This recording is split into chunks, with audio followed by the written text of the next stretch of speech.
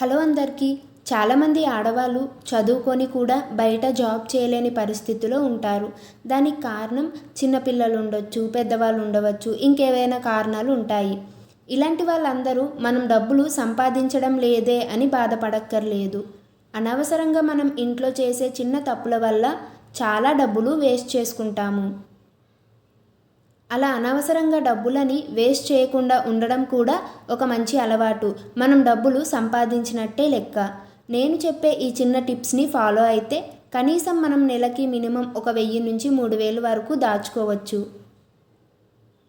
మనం డబ్బులని వేస్ట్ చేస్తున్నాం అని కూడా తెలియకుండానే డబ్బులనేటివి రూపంలో మనకి ఖర్చు అయిపోతూ ఉంటాయి. వాటన్నిటిని అవాయిడ్ చేసుకోవాలి. పిల్లలకి కూడా ఇప్పటి నుంచే ఈ హ్యాబిట్స్ అనేటివి నేర్పించామనుకోండి, వాళ్ళకు కూడా ఫ్యూచర్లో డబ్బు యొక్క విలువ అనేది తెలుస్తుంది. పిల్లలు అన్నీ మన దగ్గర నుండే నేర్చుకుంటారు. పెద్దవాళ్ళు ఏం పాటిస్తున్నారు అని చూసి అయితే నేర్చుకుంటారు. కాబట్టి పిల్లలకి ఇప్పటి నుంచే ఈ అలవాట్లు అనేటివి నేర్పించాలి. చాలా సింపుల్ అండి. కాకపోతే ఇవన్నీ మనకు తెలియక చేసే పొరపాట్ల వల్ల ఆ పొరపాట్లు మనం సరిదిద్దుకుంటే ఒక చిన్న అమౌంట్ అయినా సరే ప్రతి సంవత్సరం మనం ఈ డబ్బులతో ఒక వస్తువు అయితే కొనుక్కోవచ్చు. నేను ఇక్కడైతే 5 పాయింట్స్ అయితే చెప్తున్నాను. జాగ్రత్తగా అబ్జర్వ్ చేయండి. అసలు స్కిప్ చేయకుండా వీడియో అనేది చివరి వరకు చూడండి. ఫస్ట్ వన్ అయితే ఎలక్ట్రిసిటీ.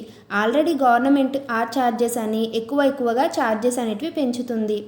ఆ ఛార్జెస్తో పాటుగా మనం ఏం చేస్తున్నామంటే ఒక రూమ్లో ఫ్యాన్ వేసుకుంటాము. ఆ ఫ్యాన్ ఆపకుండానే మళ్ళీ హాల్లోకి వచ్చేస్తాము.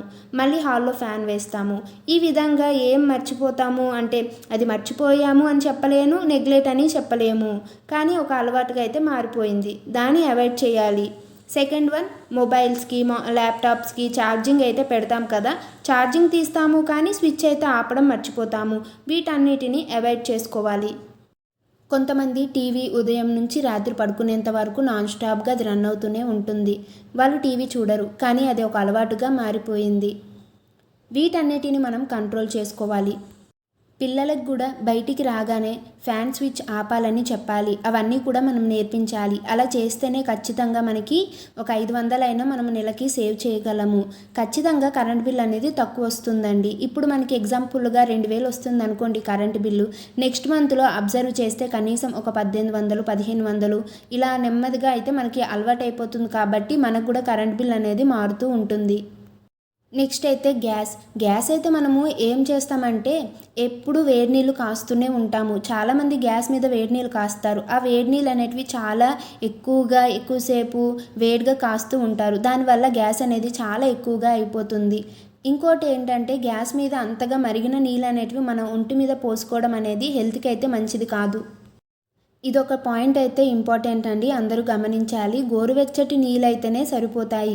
ఇంకోటి ఏంటంటే పప్పు అన్నం వండేటప్పుడు గంట ముందే నానబెట్టుకొని వండుకున్నాం అనుకోండి, తక్కువ టైంలో మనకి అంటే వంట అనేది పూర్తయిపోతుంది. అలాగే గ్యాస్ కూడా సేవ్ అవుతుంది. ఇలా చేయడం గ్యాస్ కూడా మనకి సేవ్ అవుతుంది. కాబట్టి ఇలా 3 నెలలు వచ్చిన గ్యాస్ అనేది ఒక 10 రోజులు ఎక్స్ట్రా వస్తుంది. మనీ కూడా మనం సేవ్ చేసినట్టే ఉంటుంది. కాబట్టి థర్డ్ పాయింట్ షాపింగ్ అయితే ఇష్టం వచ్చినట్టు మనం చేయడం, అనవసరంగా అంటే అవసరం ఉందో లేదో ఆలోచించకుండా షాపింగ్ చేయడం, ఇలా చేయడం వల్ల మనకి మనీ అనేది ఎంత లాస్ అవుతుందో తెలుసా.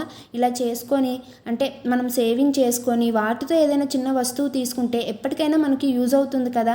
ఇది ఒక మంచి ఐడియా ఉంది, అందరూ ఫాలో అవ్వండి. చాలా బాగా యూజ్ అవుతుంది. ఎక్కువగా షాపింగ్స్ చేయకుండా ఏదైనా పండుగ టైంలో షాపింగ్ చేస్తే సరిపోతుంది. ఫోర్త్ పాయింట్ డీమార్ట్ అండి. మంత్లీ వస్తే చాలు నెలవారీ సరుకులు తీసుకుంటాము. నెలకు సరిపడే సరుకులు తీసుకున్నాం అనుకోండి, డీమార్ట్కి వెళ్తే 1+1 ఆఫర్ అనుకొని ఇంకా మనము తీసుకోవాల్సిన వాటికంటే ఎక్కువగా తీసుకుంటాము. అవి యూజ్ చేయము, ఎక్స్పైర్ అయి పడేస్తాము. అందుకనే బయట చిన్న షాపుల్లో తీసుకుంటే మనకు సరిపోతుందండి.